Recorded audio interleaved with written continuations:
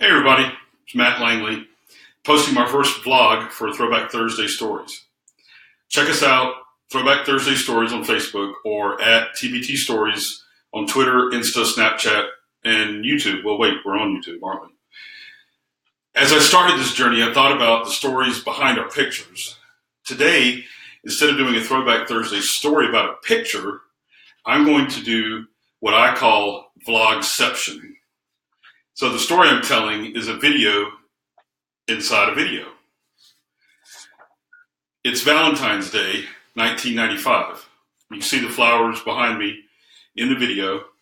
And this time I just graduated from Johnson & Wales University with a bachelor's degree in marketing and an associate degree in culinary arts.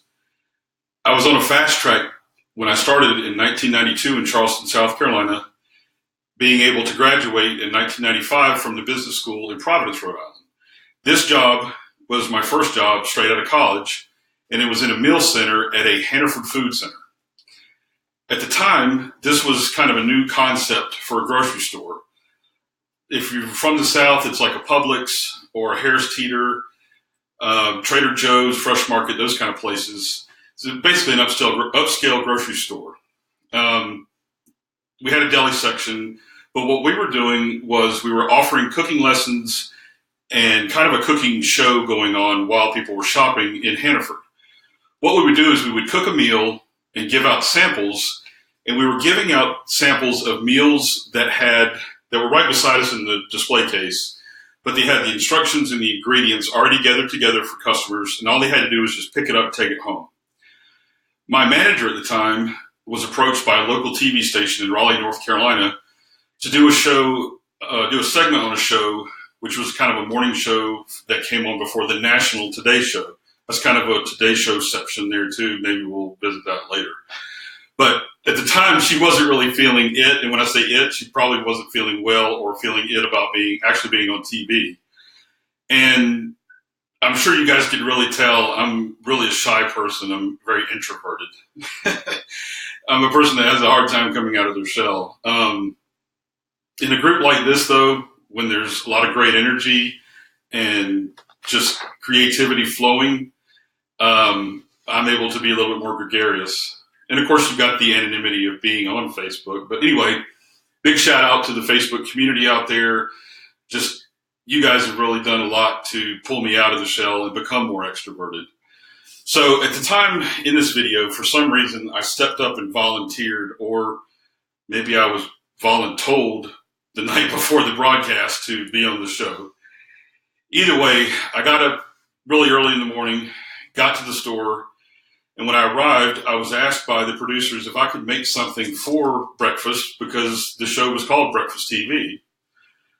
And I started going back in my mind and thinking, well, what can I make? What would be something really good that's really out there, or at least really upscale? And I thought Eggs Benedict would be awesome. That's a poached egg, of course, on Canadian bacon and an English muffin. And then you top it with the hollandaise sauce, which I made the hollandaise sauce myself that morning.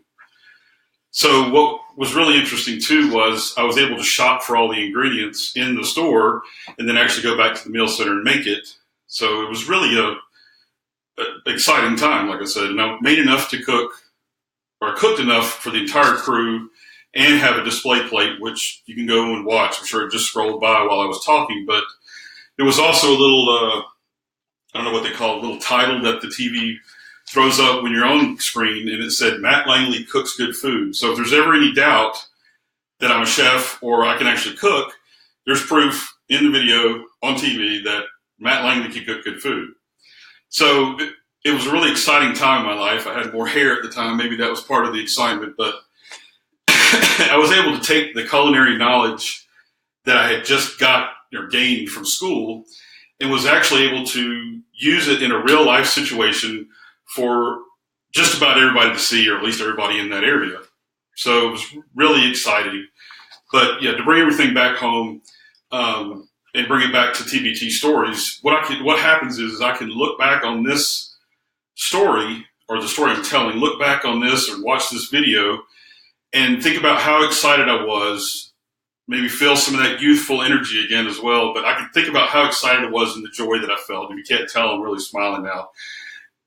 from ear to ear, it was an awesome time. And that was 20 years ago, but I'm feeling that feeling again. It's not the same joy that I had because it's 20 years later, of course, but what's really so amazing about it is, and it's so moving, is I'm actually emerging from a time in my life that was a very dark period, a very dry season. I was feeling little to no joy in my life, gone through a lot, and I'm sure that some more stories will be shared. I wanted to share this story because it's a happy story, but again, I wanted you guys to know my heart and feel me on this. But out of the pain and the excitement and the joy and just everything down meshed together and all that, that's where Throwback Thursday Stories was birthed. So if you get a chance, go check out the stories that are on the page, Throwback Thursday Stories. We're brand new. This is only, I think, my third story that I've actually posted online. And I think I have one other contributor right now who posted a story. I appreciate that. I would love to have some more stories from you guys and more input, feedback, etc. Because that was my whole intention of starting this community. I believe that stories, everybody has a story to tell. And that when we become storytellers, you receive a benefit in conveying the narrative of your account out to the listeners who could share in that experience. Like the story that I'm able to revisit, the joy and the excitement and all the feelings that I had from that time in my life. As I explained, it was a dark time, so it's a redemptive story that I can come out of that dark time and feel that same joy. And I would hope that if you're in a place where you're not feeling joyful, that you can emerge from that trial. And if you're struggling, that you have maybe a picture that sums up a feeling that you had in the past, something you're experiencing now resonates with that picture. Maybe in the past picture you were smiling at the time, you're putting on a good front, but you're actually crying on the inside. So I think that sharing a story in that way can be cathartic for you as well as the person who's going to read or listen to your story. So no pressure, take your time. If you do think of a story and you want to share it, flesh it out, feel your way through it. And I hope I've explained a little bit about myself and my heart, and that I'm going to trademark, if possible, or at least hash mark, whatever you want to call it, vlogception, because that's just killer. That's come out of all this creativity and energy as well. But I appreciate you guys taking the time to watch it. I'm going to wrap it up. I hope you're having a great day, and I hope that this finds you well, and that you can come out of this a little bit better, that the message reaches you and encourages you and lifts you up. Maybe it gives you the little extra feeling or spark that you need to help you get through today. And just remember, think ahead. I got to a point in my life where I didn't think ahead. I didn't know if it would be tomorrow. I really didn't care at one point. But don't get stuck where you are. Keep moving forward. Be in the now. And just take care. Blessings, light, and love to everyone out there. Thank you.